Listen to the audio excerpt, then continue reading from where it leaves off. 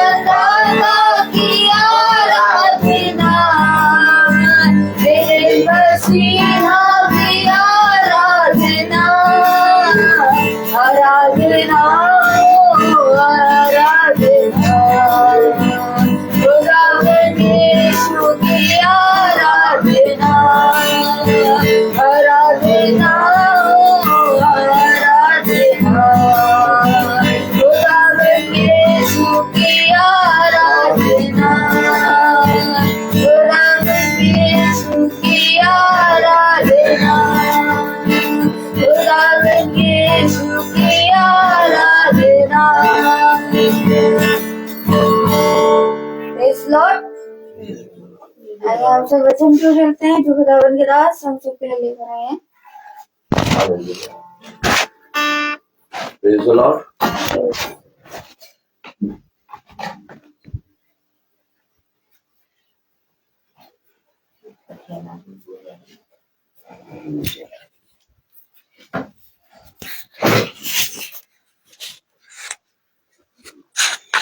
इतनी उत्तम बात की एक बार फिर पिता ने हम सब भाई बहनों को अपने वचन के निकट आने और उसमें चलने और उसमें बने रहने की समझ और बुद्धि दी है। हम सब देखने पाते हैं कि खुदा हमें बहुत आयत से बढ़ाता है और समझाता है। किन बातों के विषय में वो समझाता और बढ़ाता है?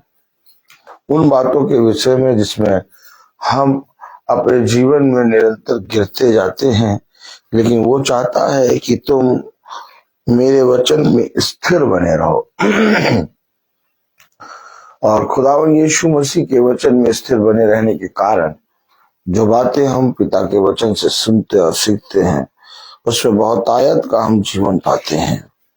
सच में प्रभु बहुत महान, पवित्र, अनुग्रहकारी और विलंब से क्रोध करने वाला है। और आज हमें एक बार फिर से भोर की किरण दी है और अपने वचन के द्वारा हमें बहुत सी बातों को समझाने और समझने की सामर्थ्य दी है। इसलिए उस समय को धन्य मानो जब तुम मेरे वचन के निकट आते हो और मेरे वचन को सुनने के लिए चौकसी करते हो, क्योंकि ऐसा ही करके तू और तेरा घराना उद्धार पाएगा। इतनी उत्तम बात कि पिता ने हम सब भाई बहनों को अपने वचन से इन बातों को सिखाया है। बहुत जरूरी है मेरे प्यारे भाई बहनों, हमें वचन के विषय में एक एक बातों को जानना। और जब हम उन बातों को जानते हैं तो हम अपने जीवन से उन घृणित कामों को, निकम्मे कामों को दूर करते हैं। क्या कहता है खुदा का वचन? जैसा कल हमने देखा कि जिस रीति से तुमने मुझे नहीं पहचानना चाहा, वैसे ही मैं भी तुम्हें पहचानने से इनकार कर दूंगा। और पिता हमें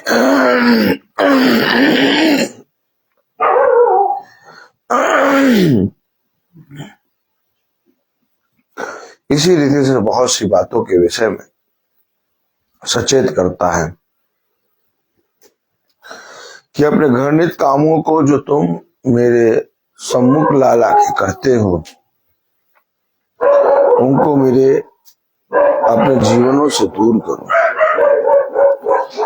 तब तुम खुदा की ओर से उत्तम फल पाओगे। हालेलुया। इतनी उत्तम बात कि पिता हमें एक बार फिर से भोर की किरण में अपने मनने से सिखा रहा है और समझा रहा है। किन बातों को सिखा रहा है, किन बातों को समझा रहा है, आइए देखिए। हम अपने खुदा के वचन को आदर और महिमा देने के लिए अपने स्थानों पर खड़े होंगे। कैसा आप सब जानते हैं कि आज हम कंपटीशन में जा रहे हैं और खुदा ने हमें जयवंत कर दिया है। अपनी चूड़ चार जरूर देगा खुदा, ऐसा मेरा विश्वास है। इसलिए आज भोर में हम मीटिंग कर रहे हैं। हम देखेंगे रोमियो उसका दूसरा अध्याय।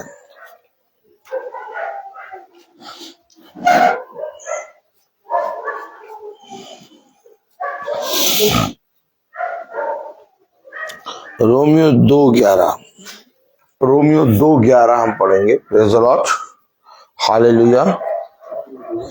रोमियो दूसरा अध्याय और उसकी 11वीं आयत हम सब पढ़ेंगे। रोमियो 2:11।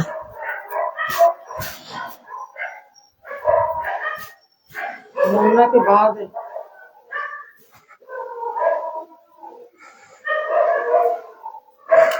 रोमियो 2:11 में लिखा है, क्योंकि खुदा किसी का पक्षपात नहीं करता।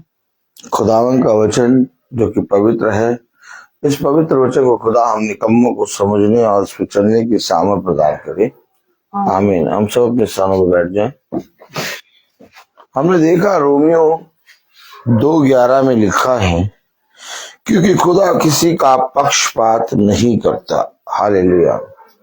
एक ऐसा खुदा जो सत्य है, एक ऐसा खुदा जो जीवन है, एक ऐसा खुदा जो मार्ग है, एक ऐसा खुदा जिसने हमें सारी बातों के विषय में खुलकर समझाया है और उसने हमें बताया है कि जिन बातों को मैं तुम्हारे बीच में करता हूं और तुम्हें बहुत आयत का जीवन देता हूं, तुम सदैव इन बातों में कान लगाओ। हालेलुया।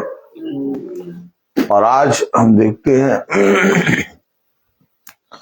कि खुदा हमें बहुत सी बातों के विषय में सचेत करता है। हालेलुया। कलाम में लिखा है रोमियो 2:11 में, क्योंकि खुदा किसी का पक्षपात नहीं करता। हालेलुया। सच में खुदावन किसी का पक्षपात नहीं करता। हम मनुष्य हैं, हम एक दूसरे में ऊंच नीच और पक्षपात करते हैं। हम हर एक बात में पक्षपात करते हैं। हम हर एक बात में तेरा मेरा और मेरा तेरा करते हैं। लेकिन खुदा किसी भी बात में, हालेलुया, जैसे कलाम में लिखा है, क्योंकि खुदा किसी का पक्षपात नहीं करता। खुदा किसी का पक्षपात नहीं करता। हालेलुया। इसलिए मेरे प्यारे भाई बहनों, हमें जीवित खुदा के सम्मुख खड़े होना है।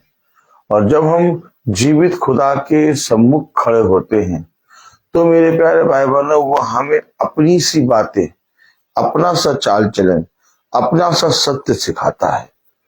आज जीवन में लोगों के पास खुदा के सम्मुख आने और उसके निकट आने का समय नहीं है। लोगों ने अपने अपने समय के अनुसार, अपनी अपनी बातों के अनुसार अपने लिए चरवाहे नियुक्त कर लिए हैं। लेकिन खुदा का कलाम कहता है कि ये अवश्य है कि जिस चरवाहे को, जिस याजक को मैं तुम्हारे बीच में भेजूंगा, वो तुम्हें अपनी सी कोई बात नहीं सिखाएगा। वो तुम्हें जो मैंने कहा वैसा करने के लिए सारी बातें सिखाएगा और तुम उसकी सुनना और उसकी मानना, क्योंकि ऐसा करने से तुम्हारी बढ़ती होगी। मेरे प्यारे भाई बहनों, कलाम में लिखा है रोमियो उसका 2 अध्याय और उसकी 11वीं आयत में, क्योंकि खुदा किसी का पक्षपात नहीं करता। क्योंकि खुदा किसी का पक्षपात नहीं करता। क्यों? आइए देखें। हालेलुया। 6 आयत में लिखा है, वह हर एक को कामों के अनुसार बदला देगा। देखा आपने, वो किसी के विषय में पक्षपात नहीं करता। जैसा बोगे, अर्थात जैसा तुमने अपने इस शारीरिक जीवन में करा है, उसी के अनुसार वो तुम्हें बदला देगा। अब ये तुम्हारे ऊपर है कि तुम खुदा के वचन में, जो वचन उसने हमें सिखाया, बताया, कितना ज्यादा मन से उसके वचन में चलते हो। क्योंकि देखो, मनुष्य की दृष्टि में या मनुष्य को दिखाने के लिए अपने जीवन में ऐसे काम ना करना, बल्कि पूरे मन से यहोवा पे भरोसा रखना। हमेशा याद रखना, मनुष्य आज है और कल ना रहेगा। मनुष्य की बातें जाती रहेगी। मनुष्य एक वायु के समान है, परंतु खुदा का वचन जो खुदा के मुख से निकलता है वो सदैव स्थिर रहता है, क्योंकि वो किसी का पक्षपात नहीं करता। इसलिए कलाम में लिखा है कि देखो, कहीं तुम अपने चाल चलन को मेरे वचन के अनुसार ना चलने की चौकसी करो, और कहीं ऐसा ना हो कि तुम मेरे वचन से के अगेंस्ट और उसके अगेंस्ट चल के अपने कामों को करो। और अगर ऐसा करोगे तो जरूर से जरूर जैसा तुम बोगे वैसा पाओगे, क्योंकि यहोवा किसी का पक्षपात नहीं करता। कलाम में लिखा है, वचन में लिखा है 6 आयत में, वह हर एक को उसके कामों के अनुसार बदला देगा। हम अपने खुदा के वचन को सुनने के बाद भी उसके वचन के अनुसार नहीं करते और हम कहते नहीं, ऐसा नहीं है, हमारे बाप दादाओं के समय से ये बातें चलती चली आ रही हैं, और जैसा हमारे बाप दादाओं ने करा वैसा हम भी करेंगे। और ऐसा करके हम क्या करते हैं, जैसा खुदा ने कहा वैसा करने में चौकसी नहीं करते। और धीरे धीरे क्या होता है, हम अपने खुदा के विरोध में खड़े हो जाते हैं। जैसा कि कल हमने सुना पढ़ा कि जिस तरह से उन्होंने मुझे पहचानना ना चाहा, वैसा मैंने भी उन्हें पहचानने से इनकार कर दिया, ताकि वो अपने अधर्म के कामों में लगे रहें, अनुचित कामों में लगे रहें। देखा, आप जैसे जैसे आज्ञाओं को मान के सीखेंगे, जैसे जैसे स्टेप बाय स्टेप एक एक आज्ञा आपके सामने आएगी, और आप अपने जीवन के कार्यों में चलते फिरते उन आज्ञाओं को जैसे जैसे आप मानते जाएंगे, वैसे वैसे आपका भला और उद्धार होता जाएगा। याद रखिए, हमेशा याद रखिए, हमारा भला और हमारा उद्धार हमारे पिता की आज्ञाओं को मानने से होता है। और आप जैसे जैसे आज्ञाओं को मानेंगे, आप जैसे जैसे बीज को बोएंगे, आप जैसे जैसे अपने चाल चलन को सुधारेंगे, वैसे वैसे आपका भला होता जाएगा। कैसे? कलाम में क्या लिखा? रोमियो 2:6 में, वह हर एक को उसके कामों के अनुसार बदला देगा। उसके कामों के अनुसार। ऐसा नहीं कि मैं गीत गा रहा हूँ, मैं उसाते हैं स्तुति महिमा के गीत गा रहा हूँ और मैं वचन प्रचार कर रहा हूँ तो मेरा भला ही होगा। नहीं, जब तक मैं अपने कैरेक्टर को, अपने व्यवहार को, अपने जीवन को उसकी आज्ञा के अनुसार ना जीऊं, तब तक मेरा भला नहीं हो सकता। लेकिन जिस दिन से मैं उसके वचन के अनुसार अपने जीवन को जीना शुरू करूंगा और उसकी आज्ञाओं को जो मैंने वचन से सीखी और सुनी है उसके अनुसार चलना शुरू करूंगा, मेरा भला होना शुरू हो जाएगा। मनुष्य कहता है क्या कारण है कि हम बाइबल पढ़ते हैं, क्या कारण है कि हम प्रार्थना करते हैं, क्या कारण है कि हम स्तुति महिमा के गीत गाते हैं, लेकिन तब भी हमारे जीवन में अंधकार बना हुआ है। हमने किसी के साथ बुरा नहीं किया, लेकिन पता नहीं क्यों हमारे जीवन में बहुत से अधर्म, बुराइयां और कष्ट और कलेश आ रहे हैं। लेकिन मेरे प्यारे भाई बहनों, हम अपने चाल चलन को नहीं देखते कि हमने क्या बोया, हम कैसे काम कर रहे हैं। हम दोष लगाने लगते हैं, जैसे आदम ने दोष लगाया कि मैंने नहीं खाया, जिसको तूने मुझे दिया उसने मुझे खिलाया। देखा, ठीक वही दोष की आत्मा आज भी हम सब भाई बहनों के अंदर है। हम लोग कहते नहीं, हम तो प्रार्थना भी करते हैं, नहीं हम तो वचन भी पढ़ते हैं, हम तो मीटिंग भी देखते हैं, लेकिन पता नहीं क्यों भैया ये कलेश, ये विपत्ति बनी हुई है। क्यों बनी? क्योंकि हमारे काम सुधर नहीं रहे, हमारे मन में वो घृणित अपराध, वो घृणित पाप बने हुए हैं। हम अपने जीवन से बुरा ही काम कर रहे हैं और अपने जीवन में पिता की आज्ञाओं को मानकर उन निकम्मे कामों से फिर नहीं रहे। देखा,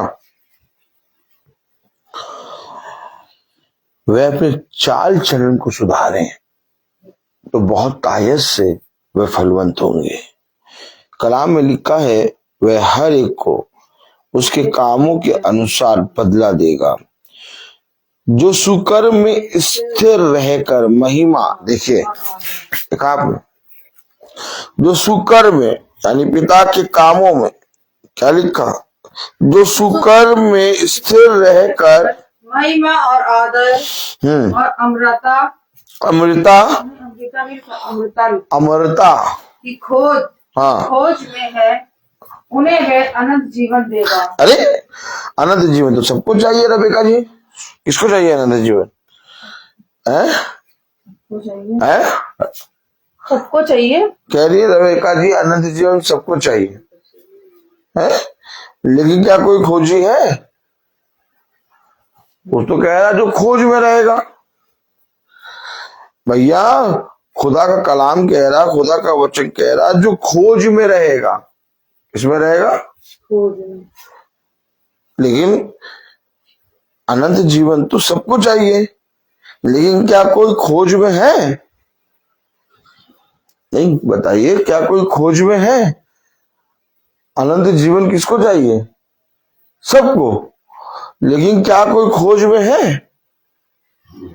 हैं? क्या कोई खोज में है? कलाम में लिखा, वचन में लिखा कि वे जो सुकर्म में स्थिर रहकर, स्थिर यानी कि इधर उधर नहीं ताकना है।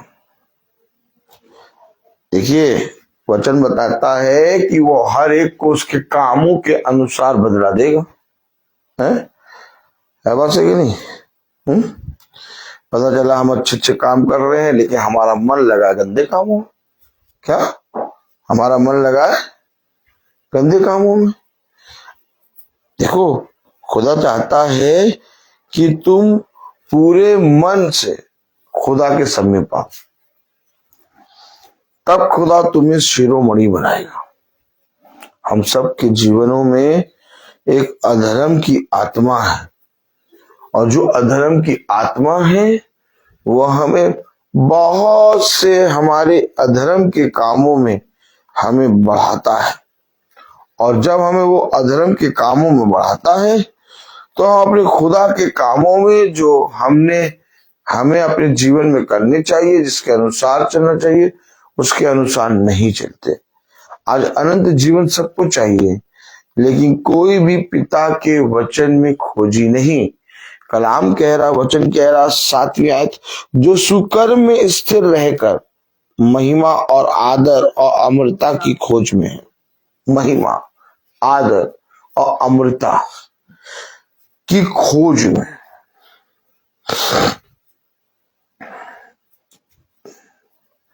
जो पिता की महिमा में, यानी पिता के सुसमाचार को जा जाके बताने में। पिता की महिमा कैसे होगी?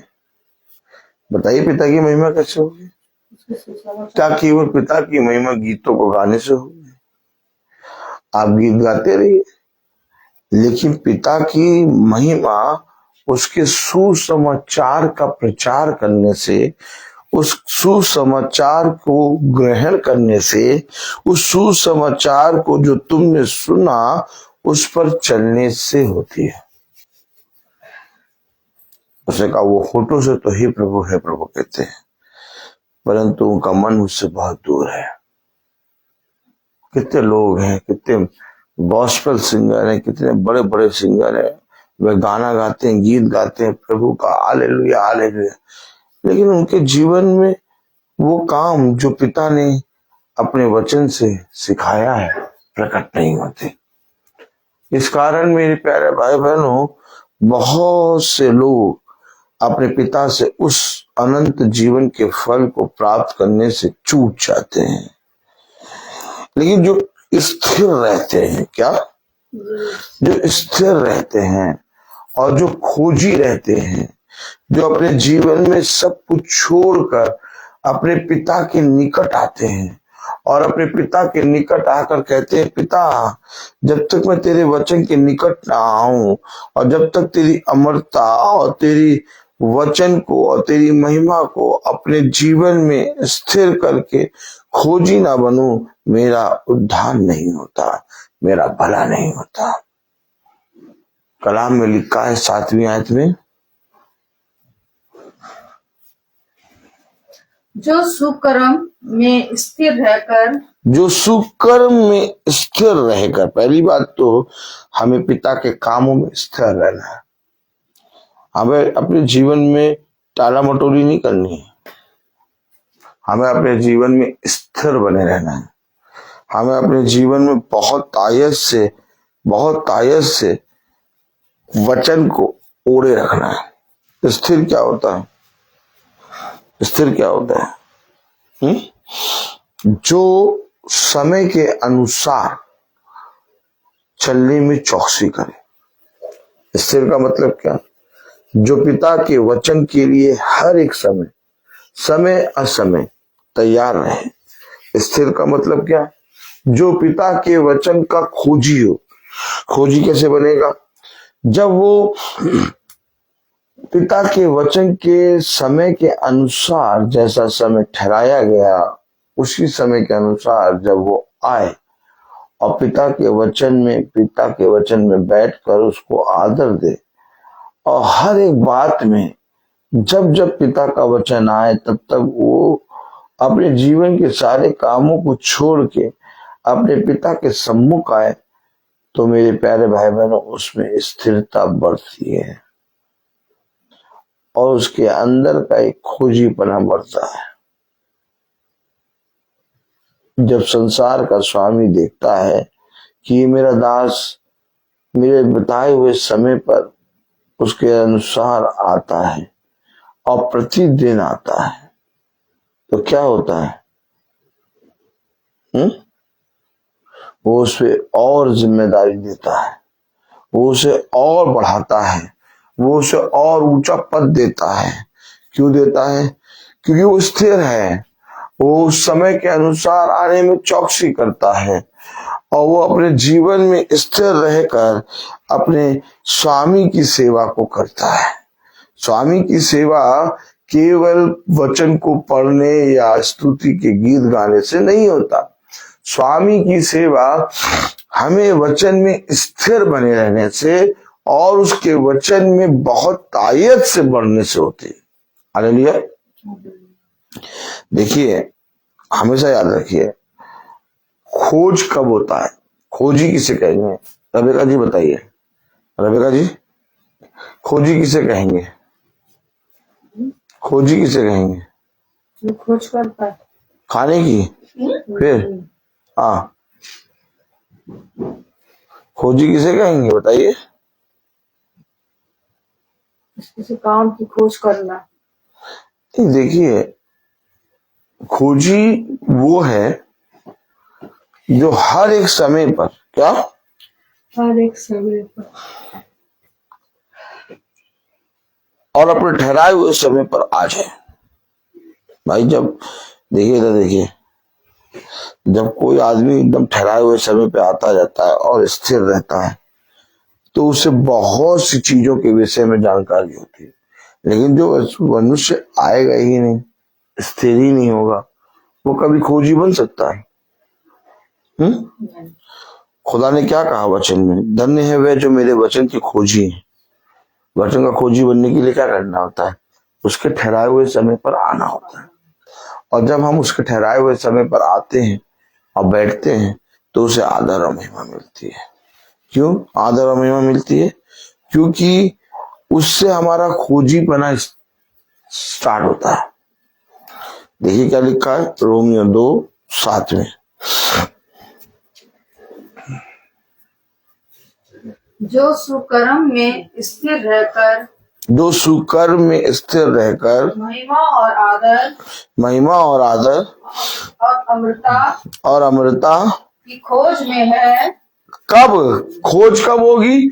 जब पहले तुम उसमें आकर, लिखा क्या है कलाम में? क्या लिखा है? जो सुकर्म में स्थिर रहकर महिमा और आदर और अमृता की खोज में, यानी रहकर। क्या? अब उसमें रहे ना, आए ना। भाई जब वो रहेगा ही नहीं, आएगा ही नहीं, तो क्या खोजी बनेगा? आज लोग वचन को सुनने के लिए आए नहीं रहे, आज लोग वचन को सुन ही नहीं रहे। आज लोग अपने जीवन में तमाम किस्म की बातों को सुन रहे हैं और जिन बातों को सुन रहे हैं उसके खोजी बन रहे हैं।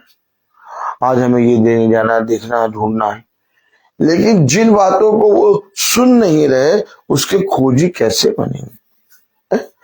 बताओ भैया, जिन बातों को वो सुन ही नहीं रहे उसके खोजी कैसे बनेंगे? Praise the Lord. खोजी बनने के लिए क्या करना होता है? खुदा के वचन में रहना होता है। खोजी बनने के लिए क्या करना होता है? उसके वचन में प्रस्तुत होना होता है। खोजी बनने के लिए क्या होना होता है? जिस समय जब भी खुदा का वचन तुरही फूकी जाए, हमें उसी समय आकर स्थिर हो जाना है। और जब हम अपने जीवन में इन कामों को करते हैं, तो पिता हमारे कामों के अनुसार हमें बदला देता है। हमेशा याद रखिए, अनंत जीवन का फल तो सबको चाहिए, लेकिन कोई वचन का खोजी या कोई भी मेरे प्यारे भाई बहनों स्थिर नहीं है। इसलिए स्थिर नहीं है, इसलिए खोजी नहीं है क्योंकि उनके पास कोई भी वचन के अनुसार चरवाहा नहीं है। वे उन्होंने अपने मन मुताबिक, क्या कलाम क्या कहता है, उन्होंने अपने मन मुताबिक अपने लिए चरवाहे नियुक्त कर लिए। और इसका उत्तर में क्या मिला कि वे बहुत तायत से क्या हुए, भटक गए और उन्होंने अपने जीवन में उस स्थिरता को, उस खोजीपने को खो दिया। क्यों खोया स्थिरता को और खोजीपने को? क्योंकि चरवाहे कभी वचन को लेकर उनके घर में नहीं आते, चरवाहे कभी भी वचन से उनको बातें नहीं बताते। इस कारण क्या हुआ, उन्होंने वचन में रहना, आदर में रहना, अमृता में रहना, महिमा में रहना छोड़ दिया। महिमा में रहना, अमृता में रहना, आदर में रहना कब होता है? जब हम वचन में आते हैं। जिस समय हम वचन में आके बैठते हैं ऑलरेडी खुदा को आदर महिमा मिलती है, क्योंकि जो कोई उसके वचन को सुनता और सुनकर उस पर कान लगाता है उसका उद्धार होता है। कलाम में लिखा है, वचन में लिखा है, रोमियो 2 और उसकी 6 आयत और 7 आयत पढ़े, वह हर एक को उसके कामों के अनुसार बदला देगा। जो सुकर्म में स्थिर रहकर महिमा और आदर और अमरता की खोज में है उन्हें वह अनंत जीवन देगा। हालेलुया। अनंत जीवन हमें ऐसे नहीं मिलेगा। अनंत जीवन हमें मिलेगा तब जब हम उसमें रहेंगे, जब हम उस वचन में रहेंगे, जब हम उसकी स्थिरता में रहेंगे, जब हम उसके खोजीपने में रहेंगे। अनंत जीवन मेरे प्यारे भाई बहनों हमारे जीवन का उद्धार है। और उद्धार करता यीशु मसीह हमारे और आपके बीच में क्यों आया, क्यों वो रहा, क्यों रबेका जी यीशु मसीह हमारे पापियों के बीच में क्यों रहा? क्योंकि रहकर अमरता और महिमा और आदर की खोज करनी। वो तो स्वर्ग में भी रह सकता था, क्यों रह सकता था कि नहीं रह सकता था रबेका जी बताइए? कहाँ रह सकता था? स्वर्ग में। तो वो स्वर्ग छोड़कर क्यों मनुष्य पापियों के बीच में रहने लगा?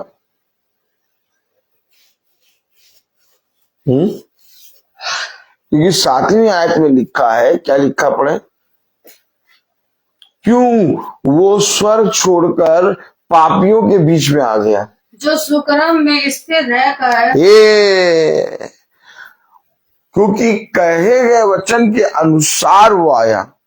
उसे पापियों के बीच में रहना था और उनके बीच में रहकर उन्हें अमृता और महिमा और आदर का अमृता की पात्र बनाना था। अब इस यीशु मसीह स्वर्ग में रहकर ये काम कर लेता क्यों? सृष्टि जी सीधे बैठिए, एकदम सीधे बैठिए एकदम। यीशु मसीह स्वर्ग में रहकर ये काम कर लेता, क्यों नहीं कर लेता है? क्यों पापियों के बीच में रहने आ गया? वो हमारे बीच में रहा, क्यों रहा?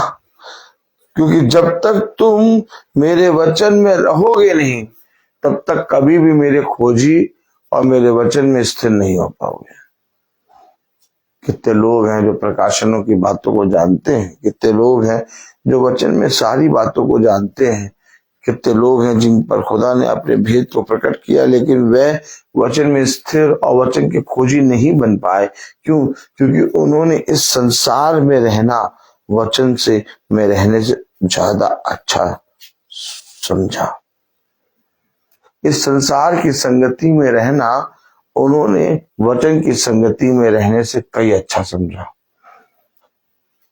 जब तक हम इस संसार की संगति से हट के अपने पिता की संगति में नहीं रहेंगे, क्योंकि उसने कहा जैसे जैसे तुम इन समय को निकट आते देखो वैसे वैसे और भी मेरी संगति में एक हो लो। जब तक हम पिता के वचन में उसकी संगति में एक नहीं होंगे, तब तक मेरे प्यारे भाई बहनों हमारे अंदर की खोज, स्थिरता, अमरता, महिमा सब की सब नाश हो जाएगी। क्योंकि कलाम में लिखा है, वचन में लिखा है, क्या लिखा है, पढ़े जरा साथ में है। जो सुकर्म में स्थिर रहकर महिमा और आदर और अमरता की खोज में है, उन्हें वह अनंत जीवन देगा। पर जो विवादी है, देखा क्या है, क्या है, विवादी क्या करते हैं संसार में, क्या करते हैं, क्या करते हैं, पृथ्वी पर रह के जैसे एक धर्मी मनुष्य सुकर्मी बनकर और सुकर्म में रहकर महिमा और आदर और उसमें स्थिर रहने की खोज में रहता है, वैसे ही ये जस्ट अपोजिट है, विवादित। क्या लिखा है कलाम में 8वीं आयत में, पर जो विवादित है और सत्य को नहीं मानते। देखा, लाख सुनाओ वचन, लाख कहते रहो वचन, हम तो भैया जाएंगे अपने बाप दादाओं की कब्रों को पूजेंगे, देखा, और उसी दिन जाएंगे। और अगर नहीं गए तो समझो इन्होंने अपने बाप दादाओं से प्यार नहीं करा। अरे अगर तुम बाप दादाओं को प्यार करते तो तुम उनको वचन सुनाते हैं, वचन कभी सुनाया नहीं, क्यों, है बात है कि नहीं। लेकिन पिता के वचन का अनादर जरूर करा। अनादर क्या, उसने कहा क्या जीवितों को मुर्दों के पास जाना चाहिए, क्या जीवितों को जीवित खुदा के पास नहीं आना चाहिए। तब भी वो जीवित खुदा के पास नहीं आएंगे, वो मुर्दों के पास ही जाएंगे। क्यों, क्योंकि उनके बाप दादाओं ने भी वही से ही काम किया था जैसे आज वह कर रहे हैं। वो विवादित है। कलाम में क्या लिखा, वचन में क्या लिखा, 8वीं आयत पढ़े। पर जो विवादित है पर जो विवादित है और सत्य को नहीं मानते, सत्य को नहीं मानते। सत्य क्या, प्रभु यीशु मसीह। सत्य क्या, बाइबल। अरे कैसे कह रहे हो हम सत्य को नहीं मानते, हमारे घर में तो बाइबल रखी है। कैसे कह रहे हो सत्य को नहीं मानते हैं, हमारे घर में तो बाइबल भी रखी है और हम पढ़ते भी हैं। अरे बाइबल को रखने और पढ़ने से आप सत्य को मानने नहीं लगेंगे। सत्य को मानने के लिए सत्य को ग्रहण करना है, और जिस दिन हम ग्रहण करते हैं उस दिन हमारी स्थिरता और खोजी बना खुदा के वचन में बनने लगता है। क्योंकि वो हर एक को उसके कामों के अनुसार बदला देगा। क्या चाहिए आपको, अनंत जीवन, क्या चाहिए आपको। अगर आपको अनंत जीवन चाहिए तो आप इस संसार की संगति से, इस संसार के विवादित मनुष्य से अलग हो जाइए। उनको कोई उत्तर ना दीजिए, उनको कोई प्रलोभन ना दीजिए, उनके पास से दूर हो जाइए। ऑटोमेटिक क्या होगा, ऑटोमेटिक क्या होगा, आप खुदा के वचन में स्थिर हो जाएंगे। लेकिन वे जो विवादित है, कलाम में लिखा रोमियो 2:8, पर जो विवादित है और सत्य को नहीं मानते। लाख बताओ वचन, लाख बताओ वचन को सुनने के बाद भी वे अपने निकम्मे कामों को वैसे ही एज इट इज करेंगे। वो नहीं मानेंगे, वो पहचानेंगे नहीं। सुनने के बाद, मानने के, उसको ग्रहण करने के बाद भी वो वही करेंगे जो उनके बाप दादाओं ने करा। देखा, वचन में हमें और आपको कलेश और अधर्म में चलने से, कलेश और विपत्ति का सामना करना पड़ता है। और फिर बाद में कहते हैं हमारी प्रार्थना नहीं पूरी होती, हमें विपत्ति आती, कलेश आता। भैया कैसे आता है, ये सब क्यों आता है। वो अपने अधर्म के काम नियमित समय पर जैसे वो कर रहे थे वैसे ही करते हैं। कलाम में क्या लिखा 8वीं आयत में, पर जो विवादित है और सत्य को नहीं मानते, और सत्य को नहीं मानते, वरन अधर्म को मानते हैं, अधर्म को मानते हैं। जितना बता दो वचन, लेकिन वो अधर्म के काम ही करते रहेंगे, वो सत्य को नहीं मानेंगे।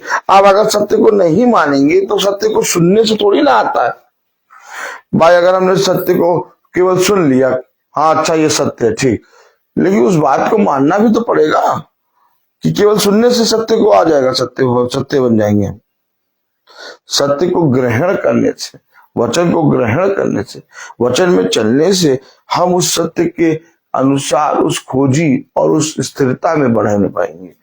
लेकिन जब सत्य को सुनकर मानेंगे ही नहीं, विवादित बने रहेंगे, उससे वाद विवाद करेंगे। 8वीं आयत में क्या लिखा, पर जो विवादित है, पर जो विवादित है और सत्य को नहीं मानते, और सत्य को नहीं मानते, वरन अधर्म को मानते हैं, वरन अधर्म को मानते हैं, उन पर क्रोध और कोप पड़ेगा। क्यों क्यों उनके ऊपर कलेश आता है, क्यों वो अंधकार में खो जाते हैं, क्यों उनके मुंह से निरंतर बुरा निकलता है, क्यों उनके मुंह से गालियां निकलती हैं, क्यों उनके जीवन से अधर्म के काम निरंतर बढ़ चढ़कर होते हैं, क्यों वो दोष लगाते हैं, क्यों वो चुगली करते हैं, क्यों वो व्यभिचार करते हैं, क्यों वो लालच करते हैं, क्यों वे इन सारे घृणित कामों को छोड़ नहीं पा रहे, क्योंकि उन्होंने सत्य को ना मानकर अधर्म को माना।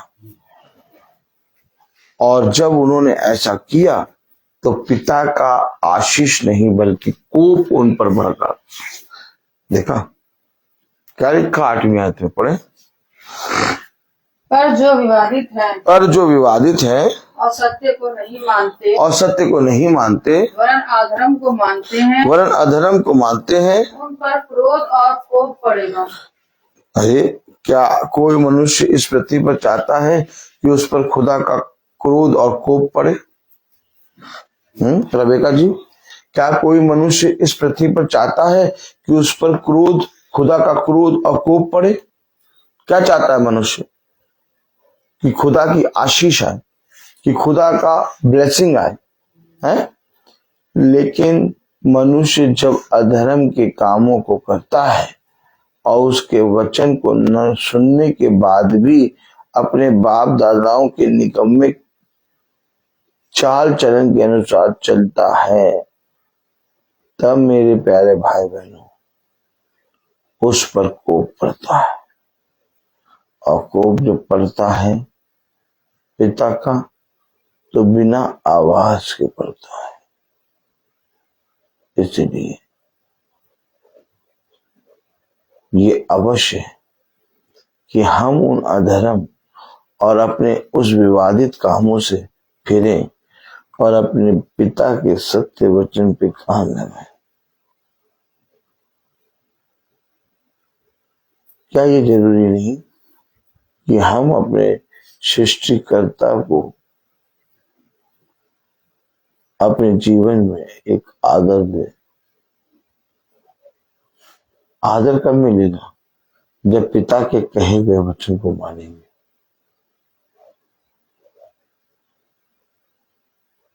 और पिता के कहे गए वचन को कब मानेंगे? जब हम उसमें रहेंगे। जब तक हम पिता के वचन में रहेंगे ही नहीं, तब तक हम पिता के वचन को कैसे मानेंगे, कैसे उसमें स्थिर रहेंगे? तो जबकि पिता कह रहा है, वचन में कह रहा है कि 8वीं आयत में विवादित,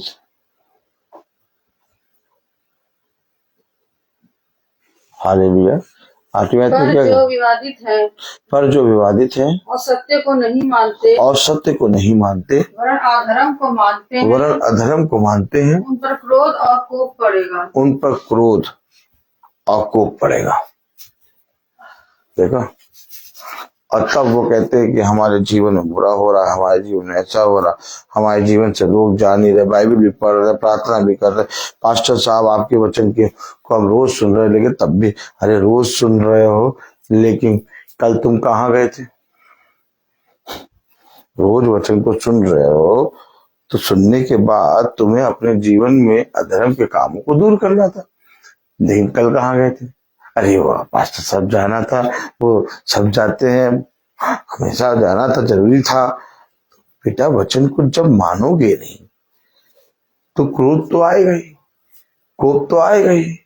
इसमें पास्टर साहब की क्या गलती? इसमें याजक की क्या गलती? क्या याजक ने प्रचार नहीं किया, या याजक ने बताया नहीं? याजक जाग जाग के बताता है, याजक सब बातें बताता है, और पार्टिकुलर उसी दिन में तुम्हारा प्रेम जाग रहा है। साल में 365 दिन होते हैं, रोज 2 घंटा जाके वहां बैठा करो। है बात है कि नहीं?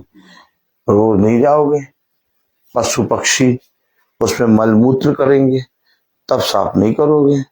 लेकिन पार्टिकुलर एक दिन चूना पोतोगे, पार्टिकुलर एक दिन उसको साफ करोगे, और वहां जाके उसी दिन में जाकर, क्योंकि वो आत्मा है ना, भूत सिद्धि वाली आत्मा, मुर्दों को पूजने वाली आत्मा, हमेशा याद रखो।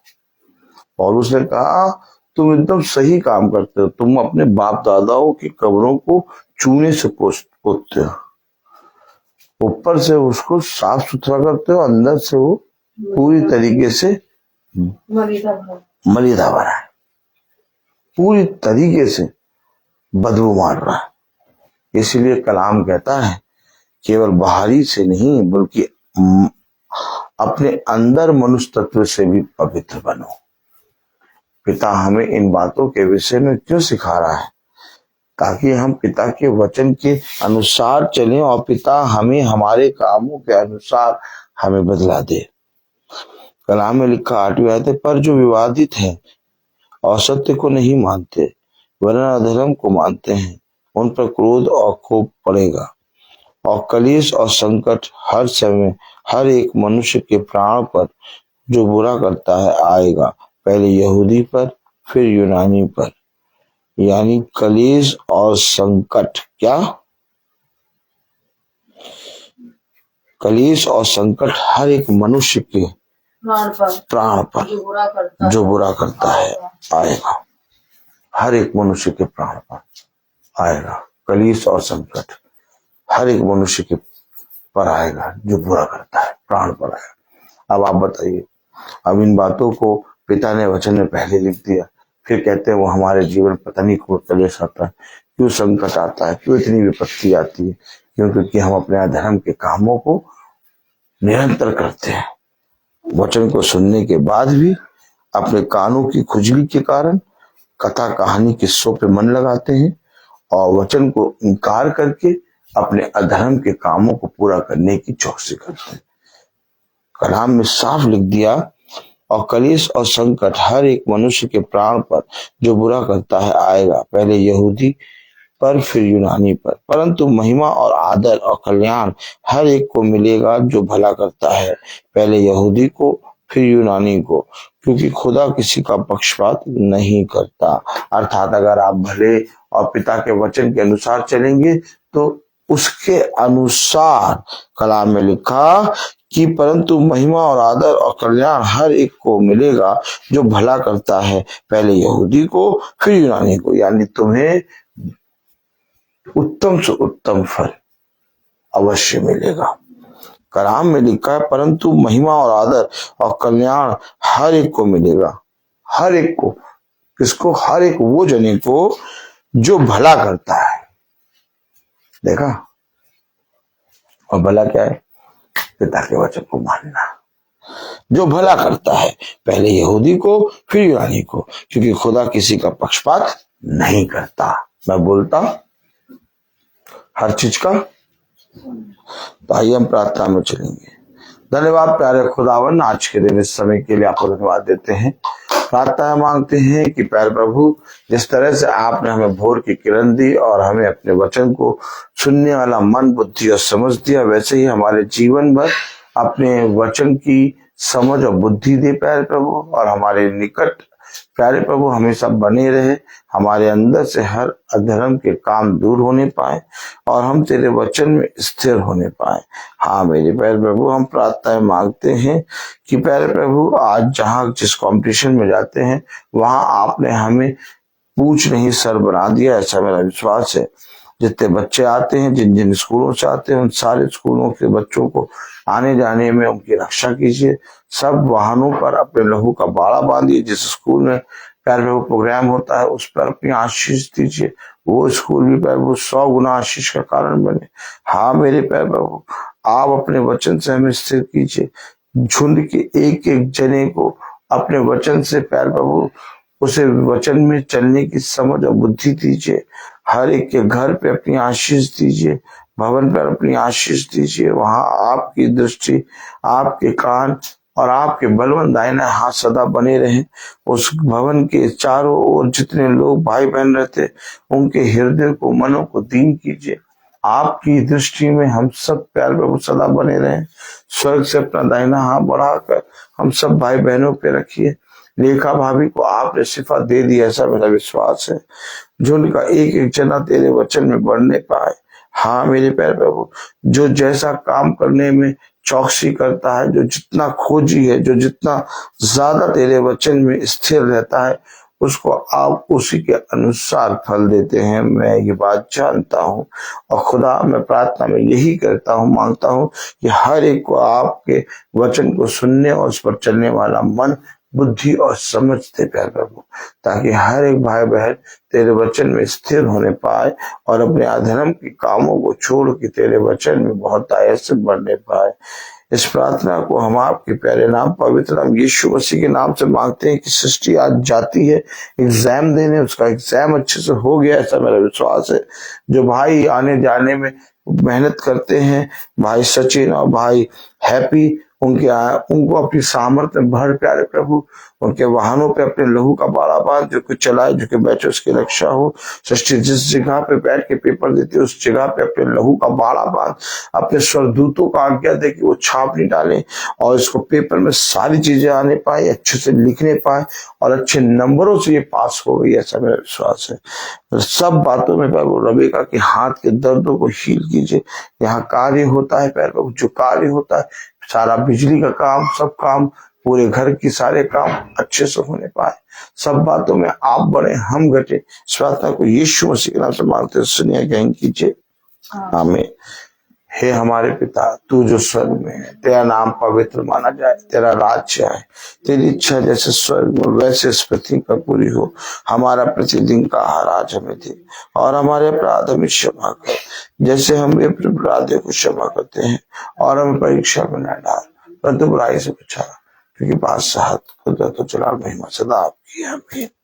धन्यवाद धन्यवाद धन्यवाद, सारी आशीषों के सोते धन्यवाद।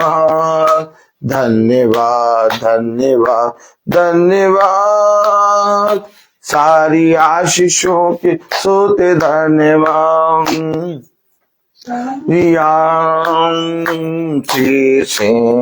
हालेलुया।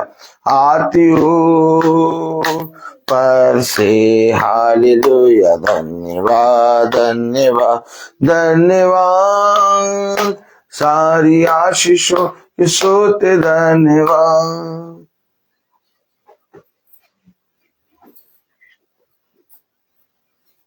सब भाई बहनों को प्रेज द लॉर्ड।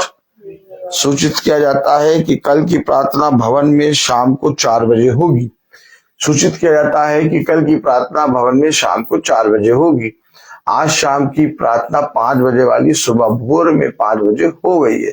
सब भाई बहनों को प्रेज द लॉर्ड।